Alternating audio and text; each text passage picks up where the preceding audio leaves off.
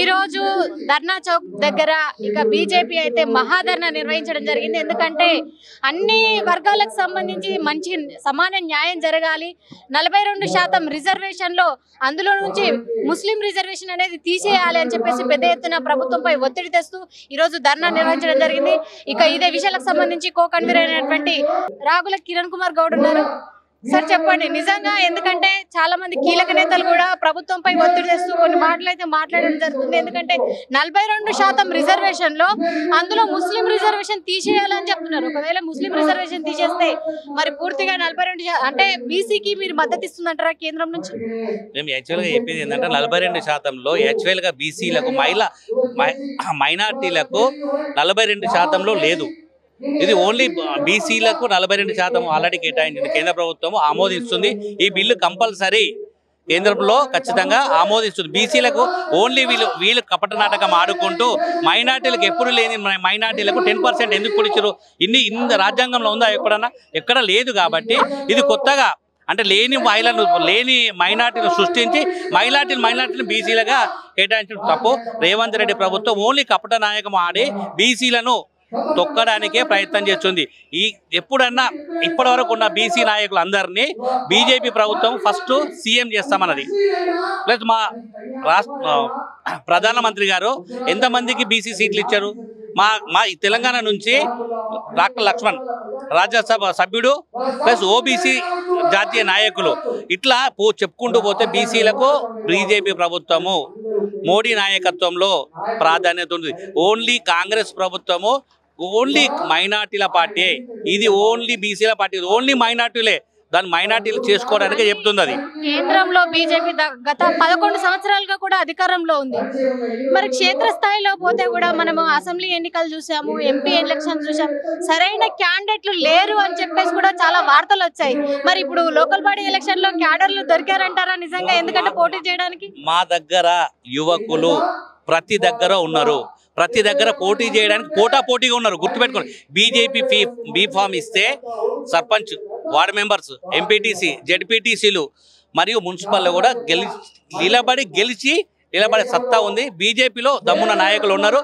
Only బీసీలుగా ఈసారి అసెంబ్లీలో కూడా ఖచ్చితంగా బీసీలే నిలబడతారు. దమ్మున్న నాయకులను వెనక్కి నెట్టి పార్టీలో ఎవరికైతే ఎక్కువ ప్రియారిటీ ఉందో వాళ్ళకే మాత్రమే బీఫామ్ ఇస్తున్నారు అని చెప్పేసి కొంత ప్రచారం జరుగుతుంది. మరి నిజంగా స్టేట్ బీజేపీలో ఇట్లాంటివి జరుగుతున్నాయా, లేదంటే పార్టీకి నమ్మకమైనటువంటి వ్యక్తులకు మాత్రమే బీఫామ్ ఇచ్చేటువంటి అవకాశాలు ఉన్నాయి కనబడుతున్నాయి? అది ఓన్లీ తప్పుడు మాటలే. మా మీద బీజేపీ ప్రభుత్వం మీద ఒక అభద్రాబాదు పెట్టుకుంటూ వాళ్ళు చేసేదాన్ని చేయడానికి ఇది ఎక్కడ జరుగుతలేదు. అది మా దాంట్లో కూడా అట్లాంటి మిస్టేక్లు ఎక్కడ చెయ్యరు. ఒక పార్టీ సిద్ధాంతాల మీద ఉంటుంది, సిద్ధాంతాలతోటే నడుచుకుంటుంది. దీంట్లో ఎవరో వీళ్ళు చెప్తున్నారు జరగదు. ఇది ఖచ్చితంగా ఒక సిద్ధాంతమైన పార్టీ సిద్ధాంతంగానే నడుస్తుంది. ఇది ఖచ్చితంగా వాళ్ళు చెప్పే ప్రభుత్వం ఊళ్ళు వాళ్ళ పొట్టను గడుపుకోవడానికి మా మీద ఒకటి అబద్ధ భావం చెప్తున్నారు కాబట్టి ఇది అట్లాంటివి లేవు. అట్లాంటి సంఘటనలు జరగవు కూడా. ఇప్పుడు క్రమక్రమంగా రాష్ట్రంలో బీజేపీ పెరుగుతుందే తప్ప కానీ అధికారంలోకి వచ్చేటువంటి అవకాశాలు చాలా తక్కువ ఉంటాయి. ఎందుకంటే ఒక లీడర్ని సెలెక్ట్ చేసుకోవడానికి సంవత్సరాల సమయం పడుతుంది. ఇప్పుడు వచ్చేటువంటి అసెంబ్లీ ఎన్నికలు కావచ్చు, ఇంకే ఎన్నికలు అయినా కూడా బీజేపీ ఓటు బ్యాంక్ పెరుగుతుందే తప్ప మరి అసెంబ్లీలో వాళ్ళ గొంతు వినిపించడానికి అవకాశమే లేదు. ఎందుకంటే బీఆర్ఎస్ ను కలుపుకునేటువంటి ప్రయత్నం చేస్తుంది అని అంటున్నారు. నిజమేనా? బీఆర్ఎస్ కాంగ్రెస్ దొండే అవి రెండు కలిపి మమ్మల్ని బురదలతో తప్ప ఇక్కడ ఏమి జరిగేది కాదు, చేసేది కాదు.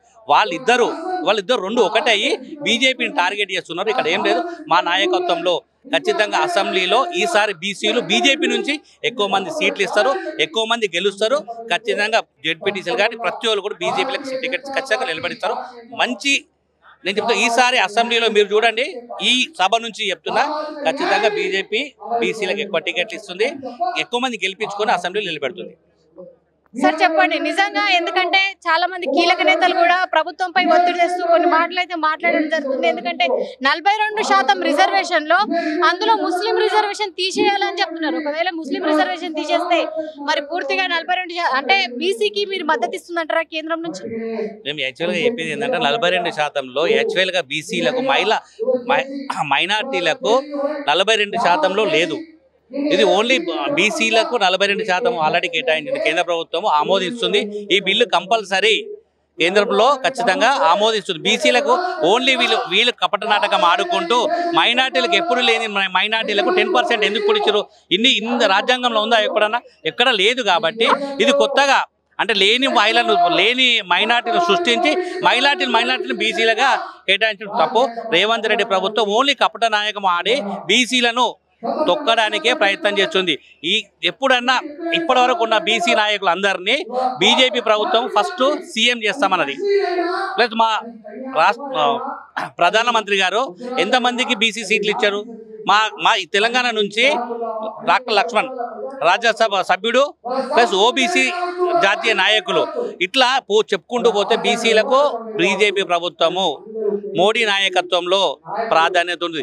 ఓన్లీ కాంగ్రెస్ ప్రభుత్వము ఓన్లీ మైనార్టీల పార్టీ, ఇది ఓన్లీ బీసీల పార్టీ, ఓన్లీ మైనార్టీలే. దాని మైనార్టీలు చేసుకోవడానికి చెప్తుంది. అది కేంద్రంలో బీజేపీ గత 11 సంవత్సరాలుగా కూడా అధికారంలో ఉంది.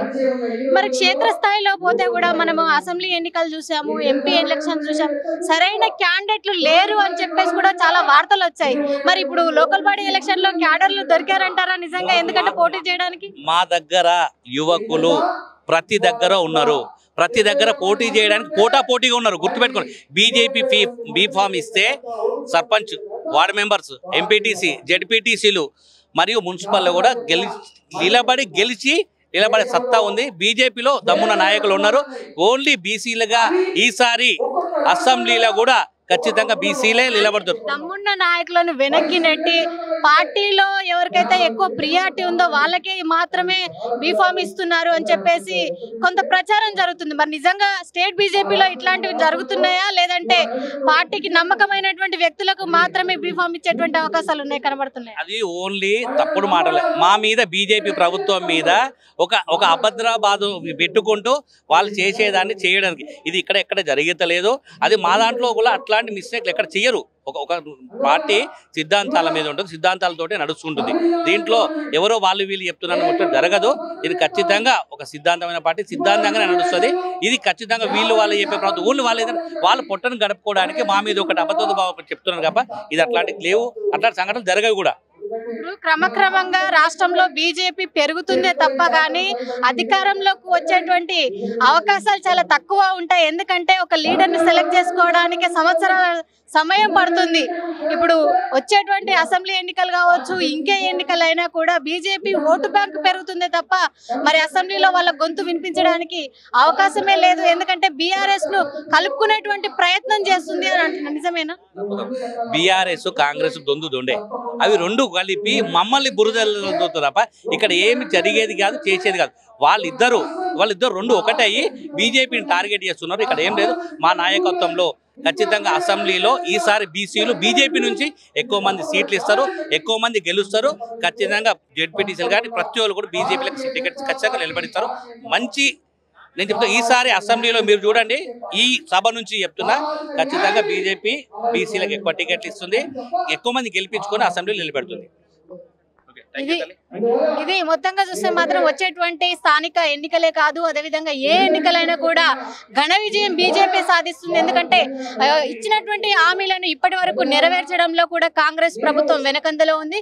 ప్రభుత్వాన్ని తిప్పికొట్టేటువంటి ప్రయత్నంలో, ఓటు బ్యాంకుతో తిప్పికొట్టేటువంటి ప్రయత్నంలో కూడా ప్రజలు ఉన్నారు. చాలా మంది బీజేపీ వైపే చూస్తున్నారంటున్నారు బీజేపీ సీనియర్ నేత. వీడియో జర్నలిస్ట్ రంజిత్తో రాణి, ధర్నా చౌక్, 24/7 కొలుగురి.